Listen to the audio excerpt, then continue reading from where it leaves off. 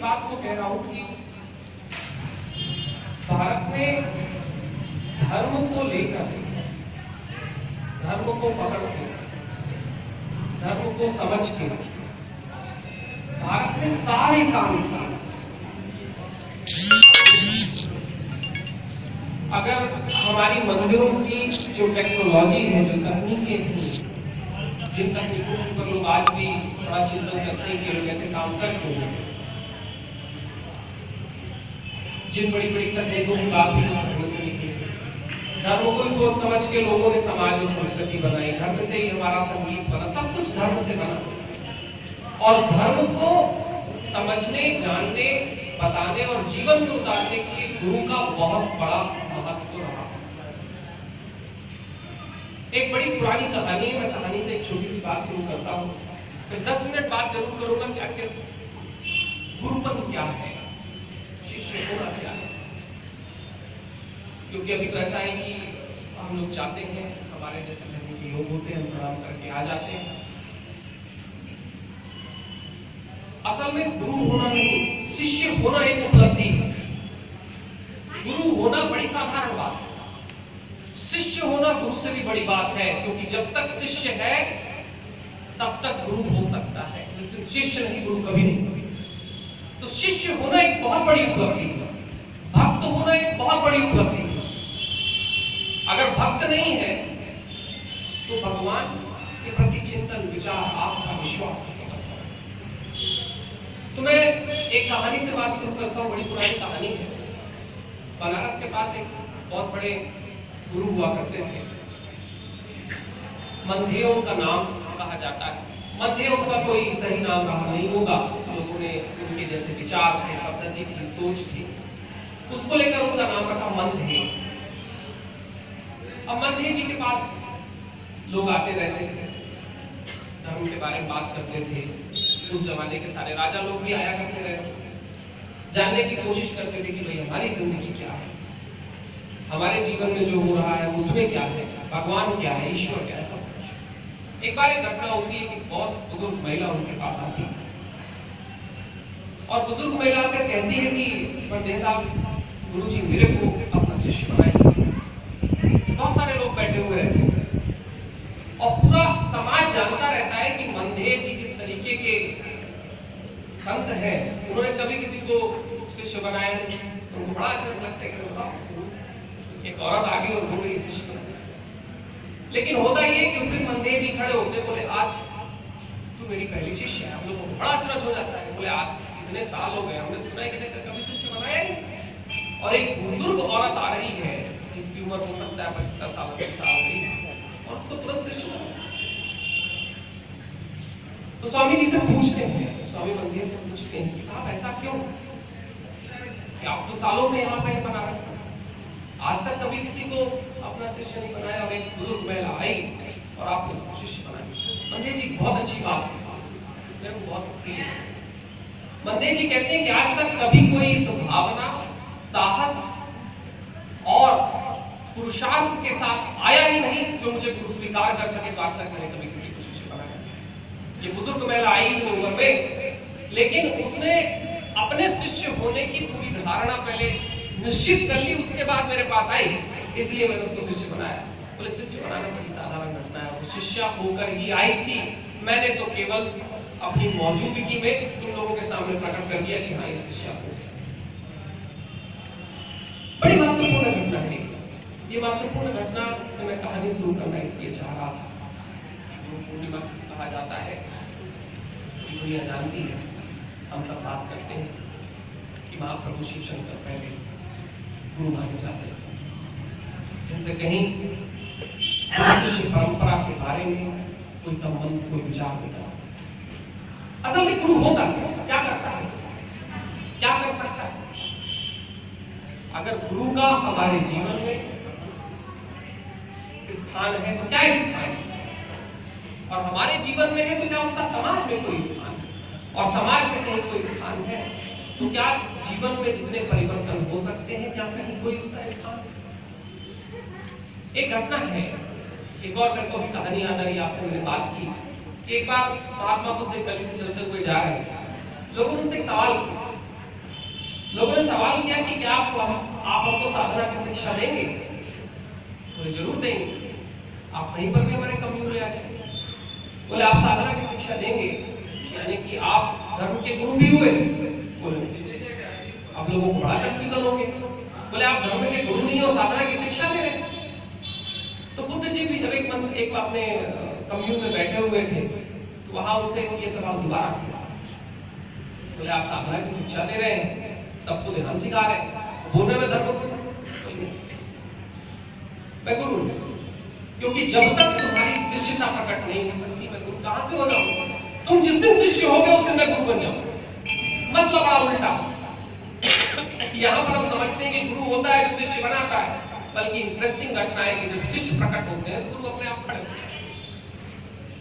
हमारे धर्म शास्त्रों में कहानियां लिखी हुई है कि जब लोगों ने किसी बालक को स्वीकार कर दिया तो भी वो व्यक्ति, वो एकलव्य केवल अपनी शक्ति से उसने गुरु को प्रकट कर दिया। गुरु तो नकार चुका था, जो सो कॉल्ड तथाकथित गुरु तो नकार चुका था, लेकिन एकलव्य ने प्रकट कर दिया। तो गुरु क्या है, इसको जानने के पहले हमको समझना पड़ेगा कि शिष्यता होती क्या है। क्योंकि अगर हम शिष्यता समझ लिए तो फिर तो गुरु कोई भी हो सकता है। तो हमारे भारत में एक बड़ी अच्छी घटना है, लोगों ने वृक्षों को गुरु बनाया, नदियों को। जीवन का कोई भी ऐसी कोई भी प्रतिकृति नहीं है जिसको गुरु के ऊपर हमने स्वीकारा। और जिन जिन लोगों ने स्वीकारा वो स्वीकार ही इसलिए सके क्योंकि पहले वो शिष्यता को अपने अंदर प्रकट कर सके। शिष्य क्या असल में शिष्य एक बड़ी इंटरेस्टिंग घटना है कि अक्सर जब लोग दीक्षा के लिए जाते हैं, जब लोग किसी को गुरु के रूप में स्वीकार करते हैं, तो सबसे पहली जो घटना होनी चाहिए कि हम अपने अंदर से शिष्यता को निकालें, तो वो घटना सबसे दूर की हो जाती है, गुरु सामने हो जाता है, शिष्य बड़ा पीछे हो जाता है। मैं आज 3 सूत्रों पर बात करता हूं, बहुत लंबी बात नहीं करूंगा, कि शिष्य होने के लिए 3 बातों की आवश्यकता होती। एक होती है आवश्यकता कि हम आज जहां खड़े हैं, हमारी आज की जो स्थिति है, अगर उस स्थिति से हम परिवर्तन के बारे में नहीं सोच सकते तो कभी शिष्य नहीं हो सकते। क्योंकि जैसे ही हम शिष्यता की घटना में उतरेंगे, परिवर्तन हमारे आसपास होगा, हमारे जीवन में, आंतरिक जीवन में, बाहर में, परिवार में। अब हम पहले जैसे थे वैसे दोबारा नहीं हो सकते। तो पहली चीज होगी शिष्यता में परिवर्तन। जब परिवर्तन की आकांक्षा प्रकट होती है, शिष्यता प्रकट होने लगती है। आज की स्थिति से एक नई स्थिति को बनाने का साहस शिष्यता। और दुनिया के जिन गुरुओं के ऊपर भी हमने बात की है आज तक, जिनके ऊपर आज हम थोड़ी बहुत बात कर भी पाते हैं, वो इसलिए कि उनके पास ऐसे शिष्य आए थे जो ये साहस लेकर आए, तब वैसे गुरु प्रकट हुए। बड़ी 2 तरफ की घटना है, एक तरफ की घटना बिल्कुल नहीं। दुनिया में आज तक एक तरफ का व्यवहार कभी नहीं हुआ, हमेशा दोनों तरफ के व्यवहार हुए, हमेशा। अगर गुरु कुछ कर सकता है तो शिष्य को उसको करने की अनुमति भी देनी पड़ेगी, नहीं देगा तो गुरु कर कैसे सकता है? और कितने लोग रहे जो कर नहीं पाए क्योंकि शिष्यों की अनुमति नहीं। तो शिष्यता की पहली घटना है कि हमारी आज की स्थिति से कल की स्थिति में अगर हमने परिवर्तन का बीज नहीं बोया और वो साहस नहीं आया, तुम्हारे अंदर शिष्यता कभी नहीं। और तब हम गुरु मान सकते हैं, बना सकते हैं, लेकिन हमारे जीवन में कभी कोई गुरु प्रकट नहीं हो सकता। दूसरी एक सबसे बड़ी महत्वपूर्ण बात कि जब हम साहस करना स्वीकारते हैं, जब हम परिवर्तन की घटना को स्वीकारते हैं, तब हमें जीवन के सारे जो तथ्य उन पर प्रश्न भी रखना पड़ता है। क्योंकि परिवर्तन होगा कैसे? हमारे अंदर का जीवन चाहे हमारे बाहर का जीवन बदलेगा तभी जब हम सवाल कर पाते हैं। हमारे वेद, हमारे उपनिषद, गीता, शिव जी का जितनी चीजें हैं, सब में एक सवाल है। कभी कोई सावित्री ने सवाल किया, कभी किसी जनक ने सवाल किया, कभी किसी अर्जुन ने सवाल किया, कभी मां पार्वती ने सवाल किया। मां पार्वती ने सवाल किया तो सुशुद्ध बन गया, अर्जुन ने सवाल किया तो गीता घटित हो गई। जब जब सवाल हुए वहां से एक शास्त्र निकल रहा है। तो अगर हम परिवर्तन साहस कर सकते हैं तो साहस तभी होगा तो अपने जीवन को बदलने के लिए स्वयं से सवाल कर पाए। हम सवाल नहीं कर पाते, और जब तक हम सवाल नहीं करेंगे अपने जीवन को हम देख भी तो नहीं पाएंगे कि हमारा जीवन है क्या, परिवार क्या है, संबंध क्या है। जिन परिवारों को लेकर हम रोज खड़े होते हैं, एक समय ऐसा आता है कि जिन भाई बहनों से हमारा इतना प्रेम होता है उनसे हमारे झगड़े शुरू हो जाते हैं। क्यों होता है? क्योंकि हम अपने परिवार को देख नहीं पाए, हम समझ नहीं पाए, हम प्रश्न नहीं कर पाए कि परिवार क्या है, इससे हम सब नहीं कर पाते। तो दूसरी सबसे महत्वपूर्ण घटना होगी प्रश्न। जब जब प्रश्न करेंगे हम शिष्टता को प्रकट करके चले जाएंगे, जब जब प्रश्न। और जीवन में प्रश्न बड़ा धार्मिक है, बहुत धार्मिक चीज है प्रश्न। और जिसने जिसने भी जगत में प्रश्न किया है उसने धर्म के नए सिद्धांतों को प्रकट कर दिया। नचिकेता ने एक प्रश्न किया था मृत्यु से, यम से, और उसने जीवन के नए दर्शन साक्ष्य दिए। एक तीसरी सबसे महत्वपूर्ण घटना है कि जिस दिन हम प्रश्न करने लगते हैं तब प्रकट होता है जीवन में स्वागत का व्यवहार। अगर हम प्रश्न करेंगे तब हम जीवन में चीजों को समझने के लिए, स्वीकारने के लिए, स्वागत करने के लिए तैयार भी करेंगे। नहीं तो होगा तो अक्सर ऐसे है कि जीवन में हमारा पूरा जीवन एक्सीडेंटल है, एक्सीडेंट होते रहते हैं रोज के रोज किसी न किसी प्रकार के। अचानक लगता है ये घटना हो गई, अचानक लगता है वो घटना हो गई, हम अपना इतिहास समझते ना अपना भविष्य समझते, इसलिए हम अपना कर्म भी नहीं समझ पाते, इसलिए हम अपने पाप पुण्य भी नहीं समझ पाते, इसलिए हम अपने जीवन को रोज बदल भी नहीं पाते। सबसे पहली घटना होगी शिष्य का पहला लक्षण कि आज की स्थिति से, आज जिस स्थिति में है वहां से परिवर्तन का जिस दिन सूचना हमारे अंदर वो भावना प्रकट होगी, हम शिष्य बनने की परंपरा में आएंगे। दूसरी चीज होगी प्रश्न, स्वयं से प्रश्न, जीवन से प्रश्न, और उनकी प्रश्नों की तलाश, उत्तर की तलाश। वही तलाश हमको पुस्तक खींच कर लेकर जाती। इन्हीं प्रश्नों को ढूंढते ढूंढते कहीं स्वामी विवेकानंद जी रामकृष्ण परमहंस तक पहुंचे थे। अगर वो प्रश्न नहीं होता तो कभी कोई स्वामी विवेकानंद प्रकट नहीं होता, कभी प्रकट नहीं होता। और तीसरी सबसे बड़ी घटना है कि जब हमने प्रश्न कर लिया है तब गुरु जिस भूमिका में आपको उतारेगा उस भूमिका में उतरने के लिए स्वागत। स्वामी विवेकानंद ने जब रामकृष्ण परमहंस से सवाल किया कभी भगवान को देखा है, उन्होंने कहा जैसे तुझे देख रहा हूं वैसा देखा। बोले मुझे भी दिखा सकते हो? बिल्कुल दिखा सकता हूं, चल सकता। अब जीवन में क्या घटने वाला था ये स्वामी विवेकानंद जी को पता नहीं था, लेकिन प्रश्न का उत्तर मिला, उन्होंने स्वागत किया, स्वीकारा कि चलो देखते तुम्हें क्या होता है।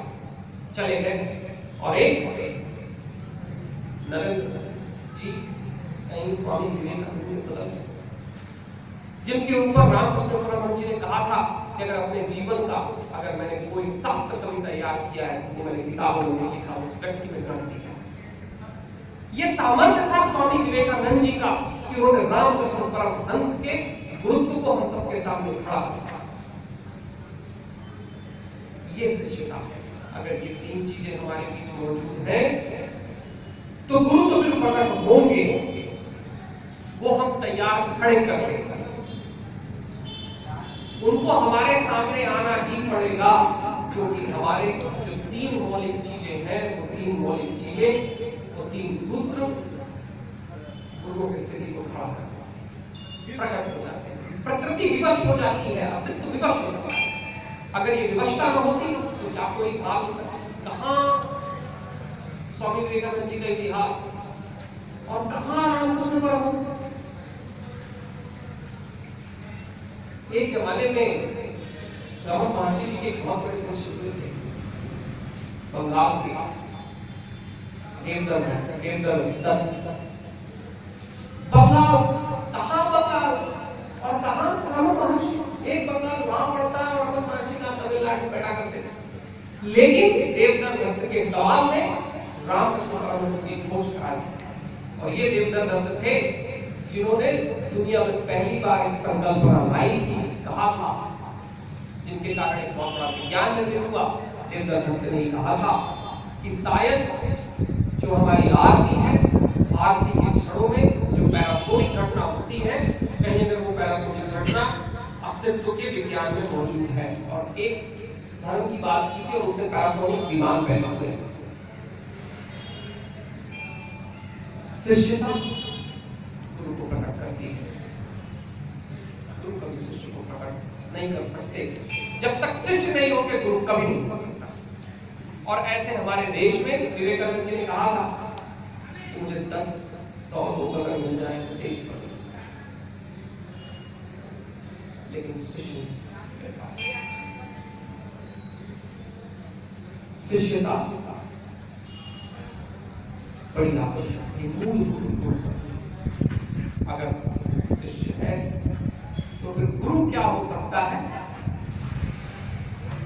वो घटना पूर्ण। और गुरु क्या होता है?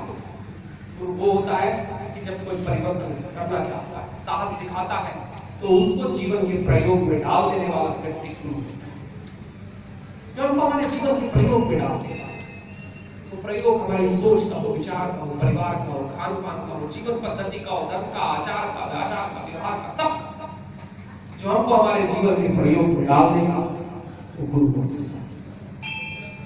लेकिन गुरु क्या हो तो सके नहीं है, शिष्य बनना सकता। शिष्य का एक साहस है।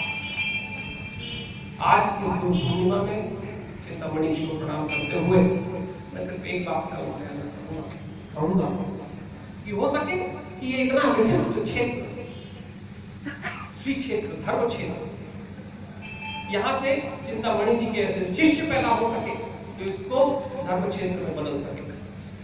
आज हम जिस नगरी में बैठे हुए हैं, क्योंकि हम रोज यहाँ पर हम रोज आते जाते हैं, हमको लगता नहीं है कुछ मानते हो कि बहुत बड़ी घटना है। लेकिन अगर हम मानते हैं कि बहुत बड़ी घटना है, अगर श्री क्षेत्र ये धर्म क्षेत्र है, तो हम इस शहर को चिंतामणि जी की परिकल्पना से अपनी शिष्यता को प्रकट करके हमें कैसा आचार व्यवहार कर्म यहाँ पर प्रकट करें कि जब लोग यहाँ पर आए तो कह सके कि चिंतामणि जी ने शिष्य तैयार। लोग उसके साथ ही कहते हैं कि ये धर्म क्षेत्र हमने आज तक कभी देखा नहीं। अगर इस शहर में जो भी कस्बे में जो 1000, 2000, 5000 लोग रहते हैं, अगर 50 लोग भी चिंतामणि जी के शिष्य बन पाए, मैं दावा करता हूं चिंतामणि जी आपके सामने खड़े होकर आपको गुरु की गति देंगे।